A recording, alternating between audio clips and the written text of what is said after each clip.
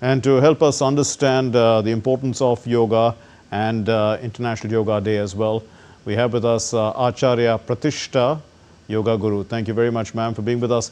Now, the Prime Minister has said that yoga is a pause button for humanity at a time like this, of global unrest, environmental crises and things like that. How would yoga actually achieve that? See, this is yoga is a beautiful tool of soft diplomacy. As just now you mentioned that yoga is a way that leads us towards peace, towards harmony. So I always say that United Nations declared 21st June as International Day of Yoga to give true meaning to its name because yoga, the actual word meaning of yoga is union. And United Nations declared it as International Day of Yoga because today when individuals are scattered, when families are scattered, when society is scattered, when nations are scattered, we need a science to synthesize. We need a science to bridge that gap between civilizations, between nations, and yoga can do that. Why? Because of a very strong message that's been given in yoga philosophy. That's the message of peace, yeah, that's the message of universal brotherhood. Today, when we talk about one earth, one health, it simply means Vasudhaiva Kutumbakam, that the Right. whole world is a big family, and there is no one in this entire world who want to have sorrow, who want to have diseases, who want to live an unhappy life. Everybody wants to be happy, everybody wants to live in a state of bliss, and yoga is the only way that touches all the levels of human life, whether we talk about physical level, mental level, social level, emotional level, physical and psychological, financial, spiritual level. So it is a science of wellness at all levels, and it is a science of union, and it helps in not just giving peace to the one who is practicing it, but to the world. That's why we always say, Yes. Yat Brahmande Tat Pinde. Acharya Pratishta, the Prime Minister also spoke about yoga for humanity 2.0. He says it has the ability to reshape global policy. Now, when you would from sort of prioritizing inner peace to collective well-being, how is this going to work in a sense? See, that's true. When we talk about yoga, generally it is being misunderstood as just a form of exercise. It is not. It is a complete lifestyle. And the basic definition of yoga itself says yoga karmasu kaushalam, which means full perfection in your work is yoga.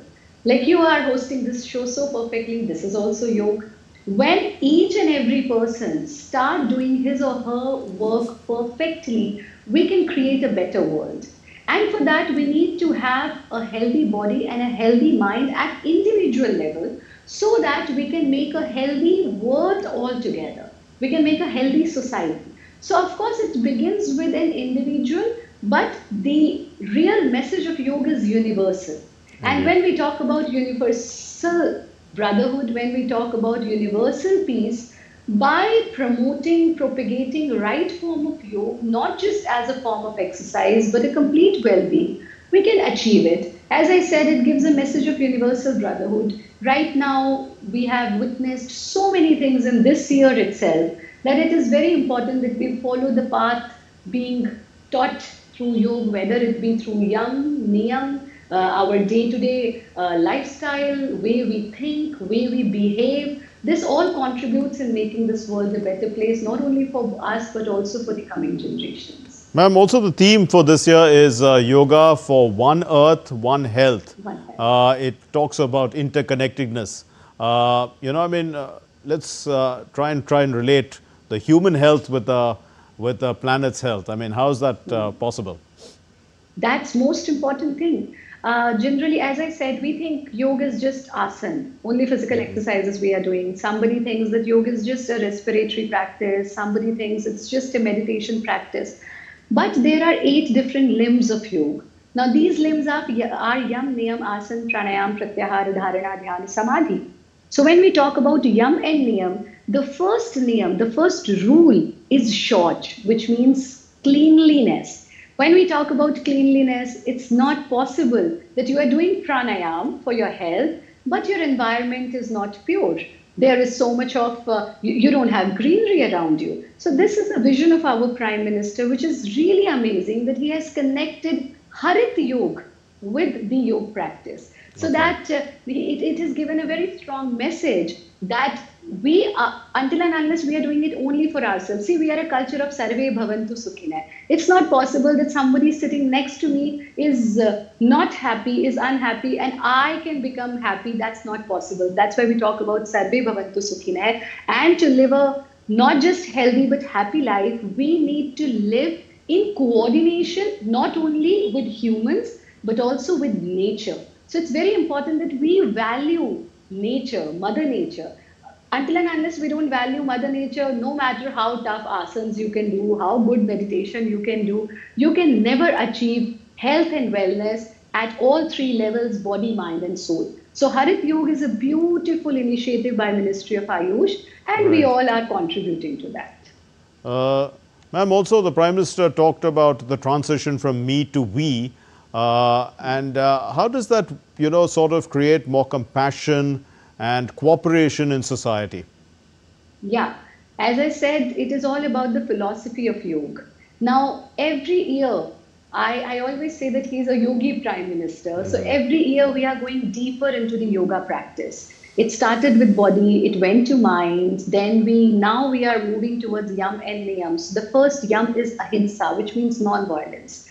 Non-violence is a tool to universal brotherhood. If everybody starts living life with non-violence, we can achieve that universal brotherhood, which is an integral part of yoga. So when we say me to us, it simply, we call it in Sanskrit, yatra vishwam bhavatek nidam.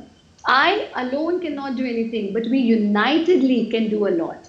We unitedly can bring a positive change in society. And here we are not only thinking about us and our generation, it is about bringing a positive change in the world for our coming generations as well, through Mother Nature, through bringing love and peace, through bringing universal harmony. Ma'am, also when we look at one world, we see that there are different cultures, geographies, there are generational divides in a sense. How does yoga sort of bridge all this? That's the very important, because everybody, despite of their gender, despite of their age, despite of their religion, despite of their caste, despite of their nationality, as humans, first we are humans. All these differences are made after that. So first we are humans, and as human, we all have one common goal in life, and that common goal is Dukkhatre Nivritti Swarupananda Vaptischa, which means we all want to be happy despite of all the differences we have. Everybody wants to be happy. I have never seen anyone saying, I want to be diseased, I want to be unhappy, I want to live a sorrowful life. No, everybody wants to be happy. Now, what is that one tool that can give you happiness at all levels? Whether we take it only at the level of body, or mental happiness, or social happiness, or spiritual happiness. So, yoga is that tool. Hence, whether we belong to any cultural background, we belong to any age group, yoga is for everyone. And then the basic definition is yoga karmasu kaushalam. It gives perfection to whatever you are doing. So I'm sure everybody wants to live their life perfectly. Hence, yoga has become a necessity for every generation. A final question, Acharya Pratishta. I mean, Prime Minister talked about integrating public health, education systems, and all that. With yoga for long-term peace and resilience. How is that going to be done in a sense, where medicine and all these things are also integrated with yoga in the long term? There is a beautiful thought that came to my mind some time back. We always say that yoga has become very, very flexible. First, we say yoga makes you flexible. A thought came to my mind, making us flexible, yoga has also become flexible with time. If we talk about today's time, diseases have changed. As humans, we have evolved, and things are changing around us and inside us so rapidly. Hence, this age old tradition of yoga is also changing with time. And we have to unite ourselves and this knowledge of yoga with other system of healing as well.